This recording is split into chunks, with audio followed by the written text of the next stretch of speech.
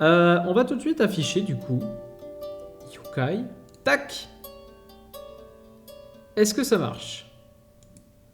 Non, ça marche pas. Peut-être parce qu'il n'a plus le fichier. Il ne sait peut-être plus où il est.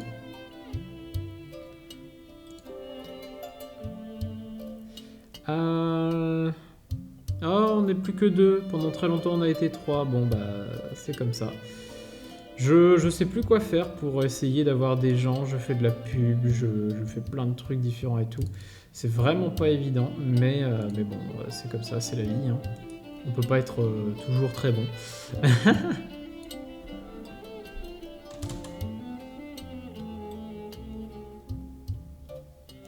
Mais ouais. Pour ces lives, il va falloir redoubler d'efforts. Je ne sais pas comment je vais faire, mais on va faire avec. Hein.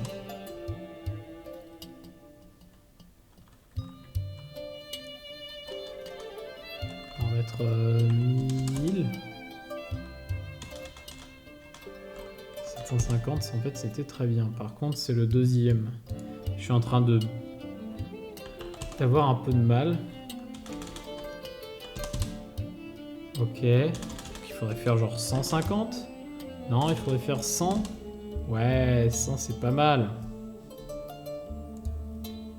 Par contre, je ne sais pas pourquoi il est si petit. Mais c'est pas grave, on va dire qu'on n'a rien vu.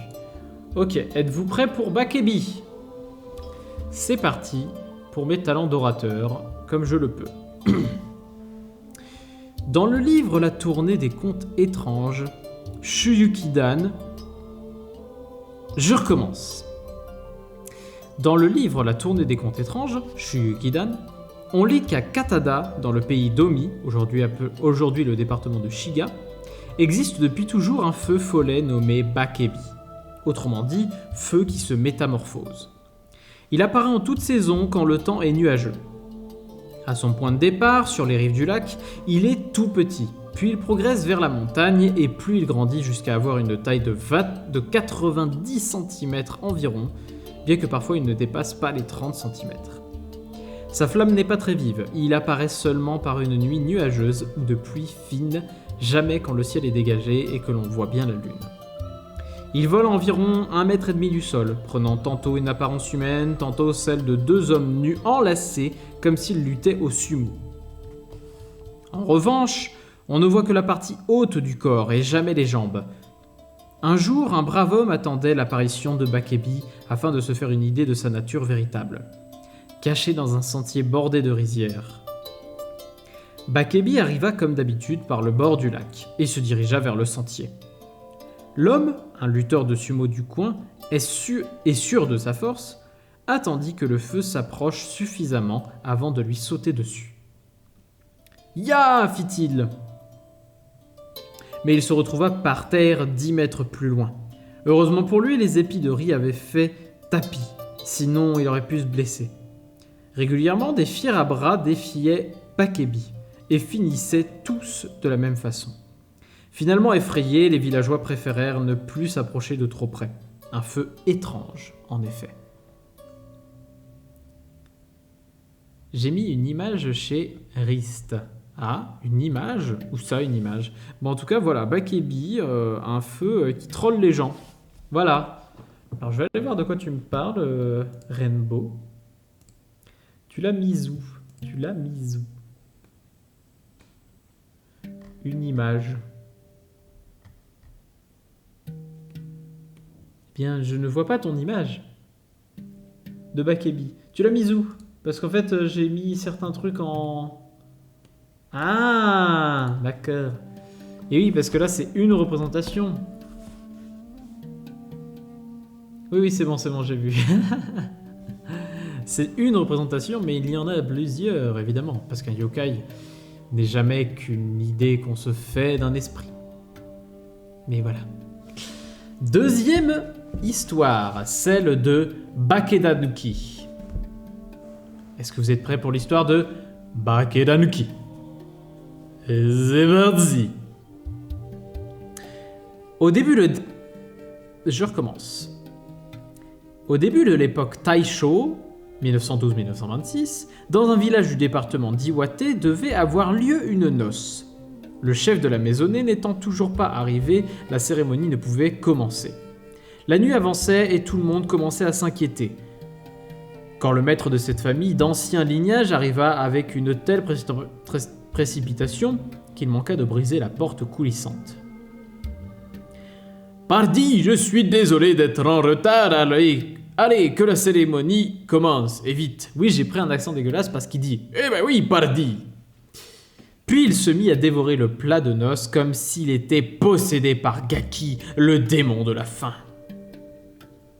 Cette attitude ne lui ressemblait guère, mais comme il était le maître d'une famille d'ancien lignage, et que de toute façon tout le monde était déjà saoul, personne ne lui fit de reproche.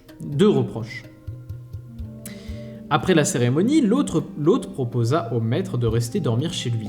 « Oh non, répondit-il, je vous laisse à présent car je me lève tôt demain matin. » Il se mit debout et sortit en hâte, mais lorsque des chiens aboyèrent violemment après lui, il poussa un cri et alla se cacher sous la maison. « Ce n'est pas le maître !» s'écrièrent cette fois les invités. « Lâchez les chiens !» Ce qui fut fait. On entendit quelques bruits de mâchoires et de cris, puis les chiens sortirent en tenant dans leur gueule un vieux blaireau de taille imposante. « Pardi, je suis désolé d'être en retard !» dit le vrai maître en arrivant enfin. Les anecdotes sur Bake Danuki, ou blaireau farceur, ne manquent pas au Japon. Si on devait élire le monstre traditionnel le plus typiquement japonais, ce serait lui, sans aucun doute. Ok, pourquoi pas ? Pourquoi pas ? C'est une histoire sympathique, avec petite péripétie. C'est pas mon yokai qui me restera, mais bon, ok, d'accord, pourquoi pas. Passons au suivant. J'essaie d'y mettre vraiment une certaine voix, un certain ton, et du coup je me défonce la gorge.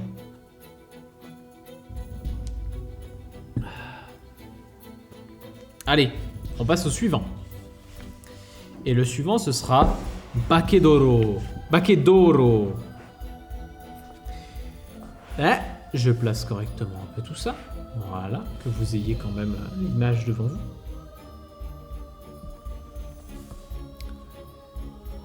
Une fois, un homme se perdit dans la montagne sur le chemin du pèlerinage à Nikko. Il s'était trompé à un croisement. Il voulut rebrousser chemin, mais celui-ci n'existait plus. Il comprit alors qu'il était le jouet d'une espèce de yokai. Bake, ça veut dire quoi? Alors, c'est vrai qu'il y a le mot bakemono. Bake, ça veut dire pour moi monstre, démon. Enfin, ça doit être un de ces fameux synonymes de monstre, de démon, de plein de trucs comme ça. Je vais chercher ça de ce pas. Bake, mais oui, il va y en avoir beaucoup des bakés. Bake, ça veut dire cuire? Qu'est-ce que vous me racontez? Attendez, bakemono. Si j'écris bakemono, ça veut dire monstre.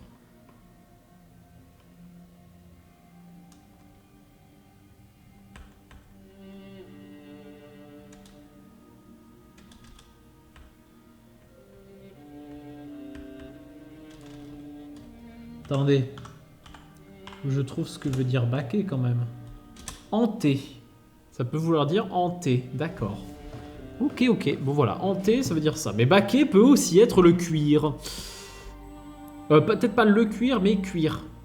Je sais pas. Bref, voilà. Alors, du coup, il comprit qu'il était le jouet d'une espèce de yokai.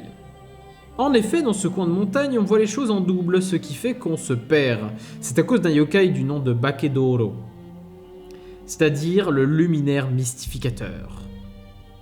Pour éviter de se faire avoir, il suffit d'avancer avec calme en gardant les pieds collés au sol.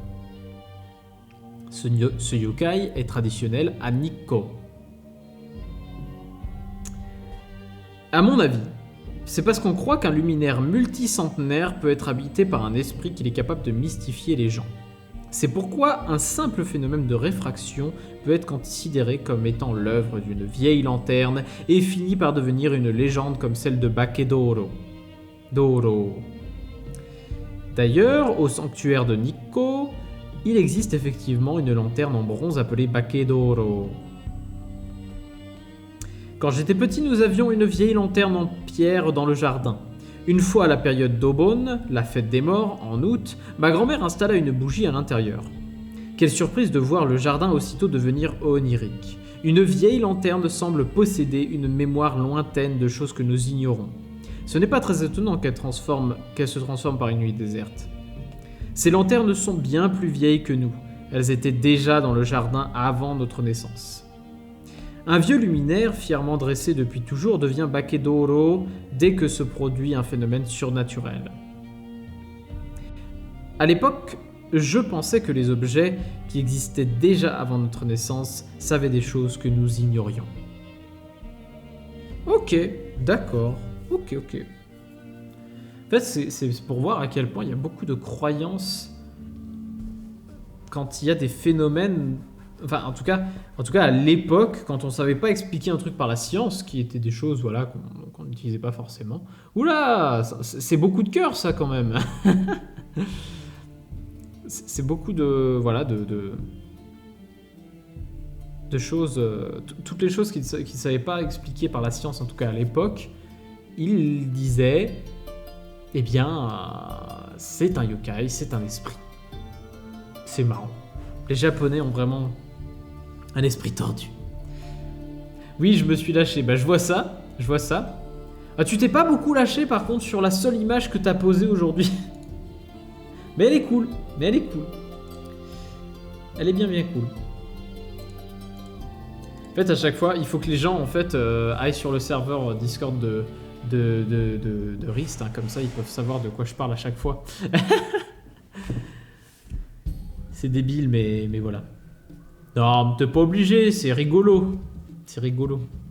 Puis ça fait durer le suspense. En fait, il faut y aller justement par petites doses. Peut-être que ça peut marcher suffisamment. Baquet Fulugeta. On dirait des biscuits. Excusez-moi, je crois que j'ai faim. Et quand j'ai faim, bah, je dis n'importe quoi. Et je vous aime, du coup.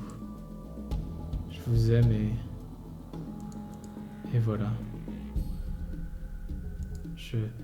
Je crois que je ne peux plus continuer car je vous aime trop. Je suis avide de votre présence.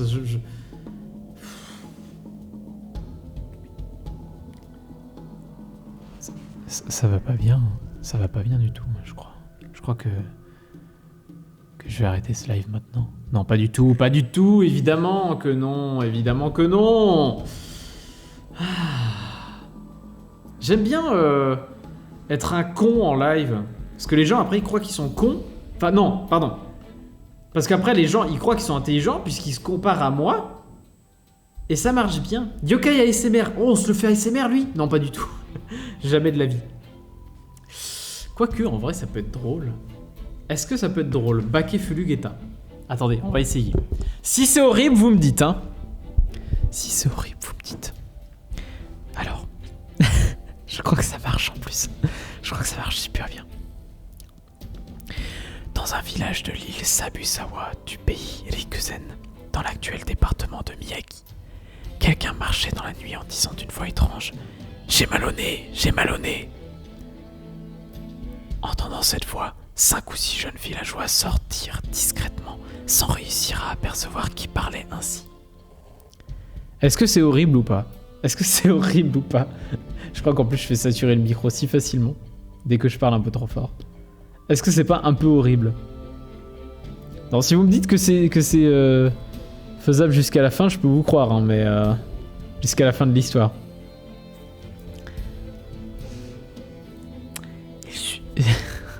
Pas saturé, non c'est bon. Ils suivirent la voie, mais toujours sans succès. Ils avaient beau brandir des bâtons en bambou, aucune réaction. Soudain, l'un d'entre eux entendit marmonner dans les broussailles alentour. Il tendit l'oreille et reconnut un chant, bien que la voix ne fût pas humaine.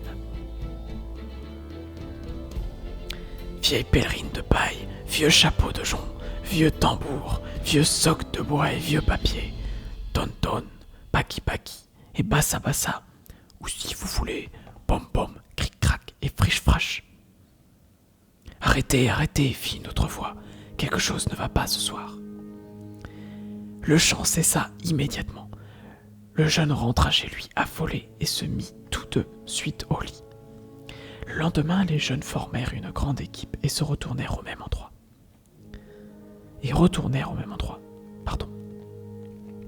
Dans les broussailles, ils virent de vieilles pèlerines de paille, de vieux chapeaux de jonc, de vieux tambours et de vieux socs de bois, tous échoués de la mer.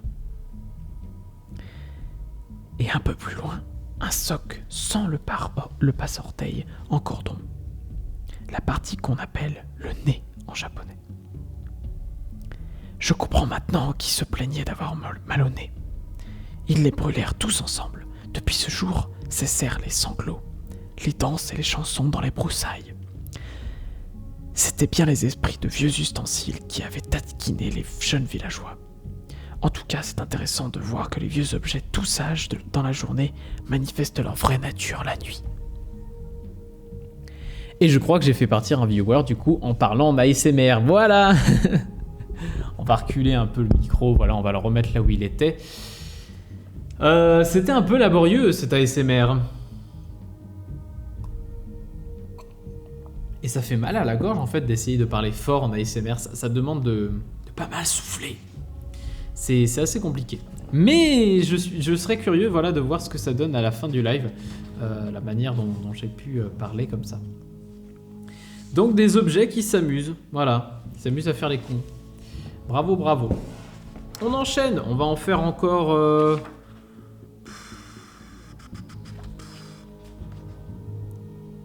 Il y a peut-être une histoire de chat là, donc on va encore en faire 4. Qu'est-ce que vous en pensez? Ça va le faire. Allez, Bakeicho no se. Si vous rencontrez quelqu'un à la peau jaune vêtu de noir frappant un petit gong, c'est Bakeicho no se. Autrement dit, l'esprit du ginkgo monstrueux. Traditionnellement, on dit que planter un ginkgo dans le jardin d'une maison porte malheur, sous prétexte que c'est un arbre pour les temples. Peut-être aussi parce qu'il devient très grand. Il finit par occuper toute la surface et ses feuilles mortes sont excessivement abondantes. D'autre part, en été, ses racines gorgées d'eau entravent l'ouverture et la fermeture des portes.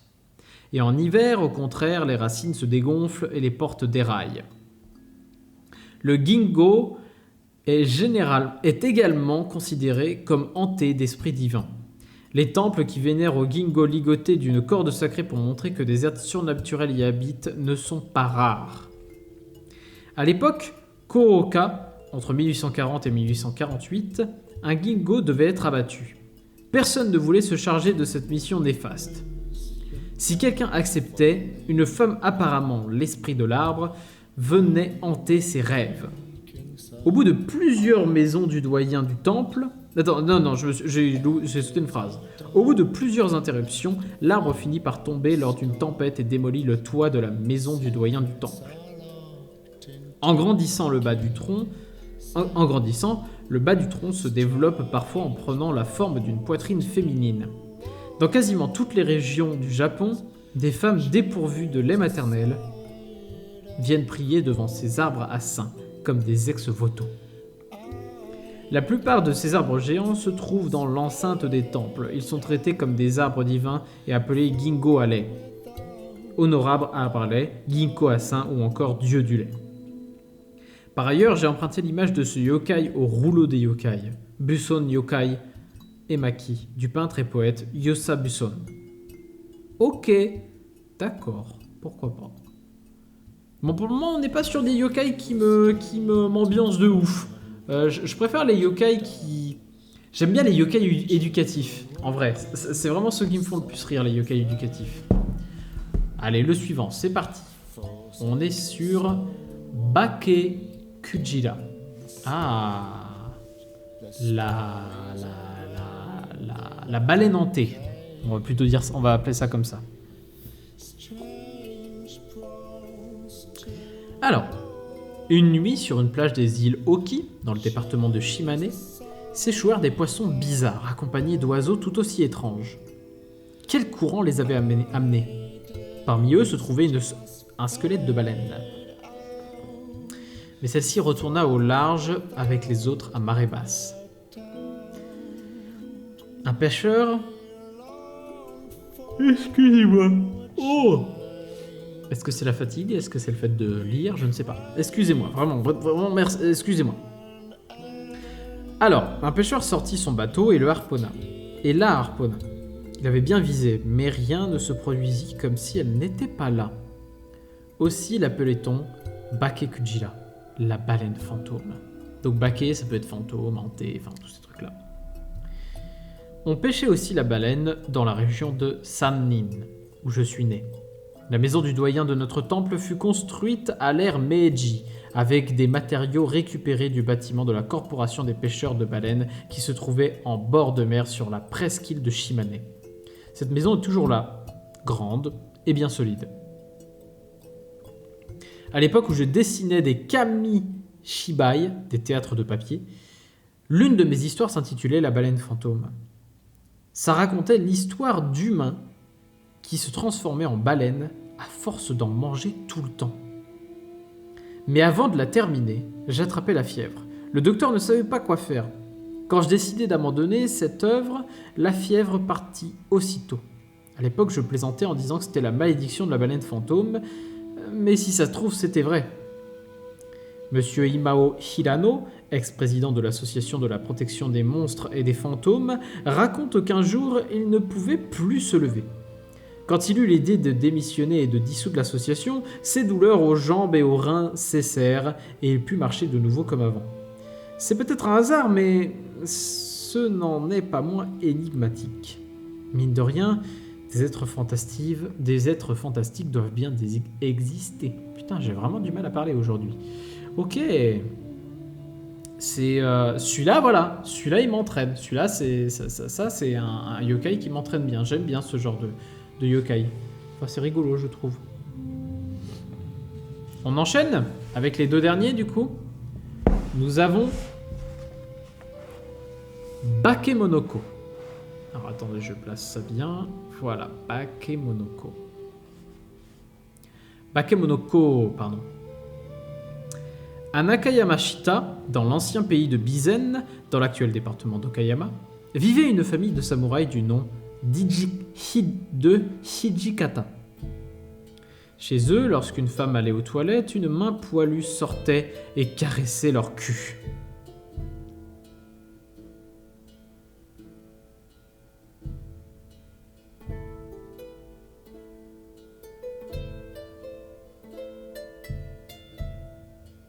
Est-ce que je m'arrête là? Est-ce que je m'arrête sur cette phrase complètement horrible? Vous allez aux toilettes et puis là... Ouh. C'est horrible. Oh mon Dieu. Alors attends, on continue. Donc, on lui caressait le cul. Et c'est là qu'il y a un viewer qui arrive.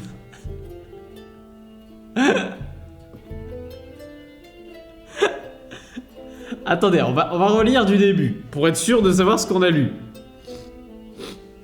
Excusez-moi pour les reniflements. Oh punaise. Donc il y avait une famille de samouraïs. Eh ben bienvenue, oui voilà. Il y avait une famille de samouraïs du nom de Hijikata. Alors, chez eux, lorsqu'une femme allait aux toilettes, une main poilue sortait et caressait leur cul. Ils déménagèrent dans le quartier de Shimoda, mais dès le premier jour, le phénomène se reproduisit. Maître Hijikata voulut en finir d'un sobre coup de sabre. Il coupa la main qui sortait, mais le monstre s'enfuit en abandonnant sa main qui plus tard s'avéra être la patte d'un vieux blaireau. Oh! Le maître la conserva précieusement. Une nuit, le blaireau apparut dans le rêve du maître. « Rendez-moi ma patte, suppliait-il. Je vous transmettrai la recette d'une drogue secrète en échange. » Hijikata accepta la proposition et lui rendit sa patte. Le blaireau lui enseigna la formule d'une pommade médicale et disparut. La famille Hijikata se mit alors à commercialiser la pommade sous le nom Bakemonoko, la baume du blaireau. Par ailleurs, on appela le blaireau prédécesseur, parce qu'il avait anticipé le déménagement des Hijikata. Les baumes machins ou baumes trucs fabriqués d'après une recette transmise par des kappas sont courants. L'anecdote d'Okayama a ceci de particulier que c'est un blaireau qui transmit le secret. Il existe de nombreuses légendes de Tengu, kappa, blaireau ou renards qui initient les humains à ce qu'ils méconnaissent. En réfléchissant, même les chiens et les chats immobiles et silencieux ont parfois l'air d'en savoir plus que nous sur les secrets de la vie. Souvent, quand je vois un vieil arbre de forme bizarre au fond d'une montagne, je me demande s'il ne se métamorphose pas la nuit. C'est sans doute ce genre de sentiment qui crée les légendes avec des arbres ou des blaireaux. Putain, ça s'est enchaîné.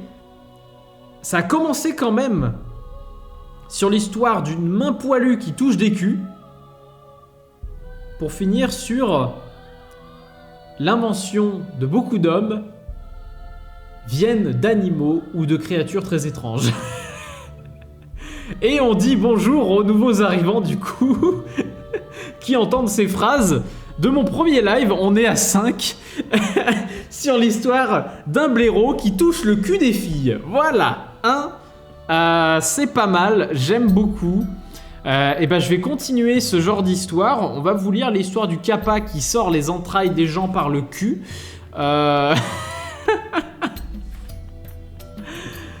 les Japonais parfois, waouh! Vous êtes vraiment pas mal les Japonais. Merci beaucoup les gens aussi d'être là pour entendre ces histoires complètement dingos.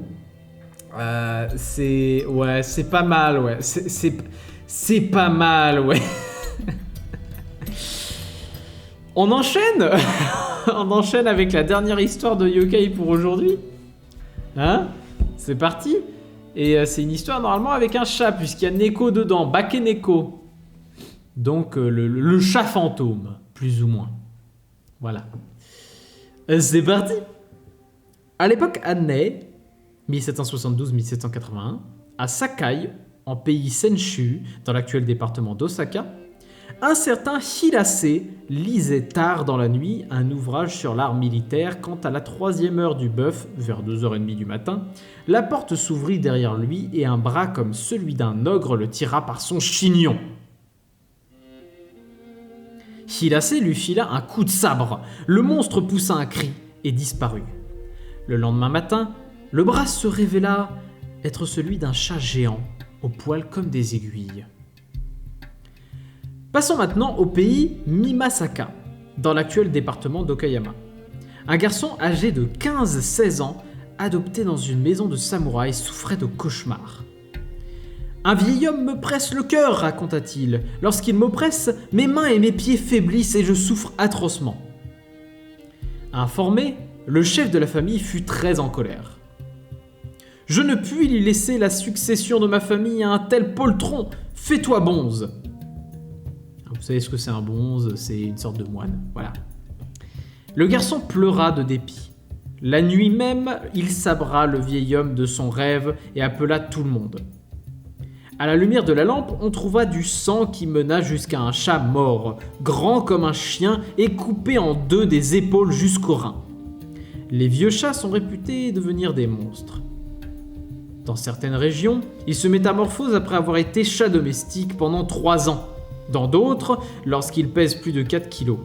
Dans certaines régions, ils se métamorphosent après avoir été chat domestique pendant 3 ans. Dans d'autres, lorsqu'ils pèsent plus de 4 kilos. Ah ouais, quand même, d'accord. On dit aussi que lorsqu'il y a décès dans la famille, il faut donner son chat à quelqu'un d'autre. Dans l'île de Tsushima, on enferme le vieux chat dans des hottes, à cause d'une légende selon laquelle, lors d'une procession de funérailles, un démon descendit du ciel pour voler la dépouille et que ce démon était en fait le chat domestique de la famille qui s'était transformé. Eh bah putain! Eh bah faut que je fasse gaffe quand j'aurai un chat alors, hein. Faut que je fasse grave gaffe.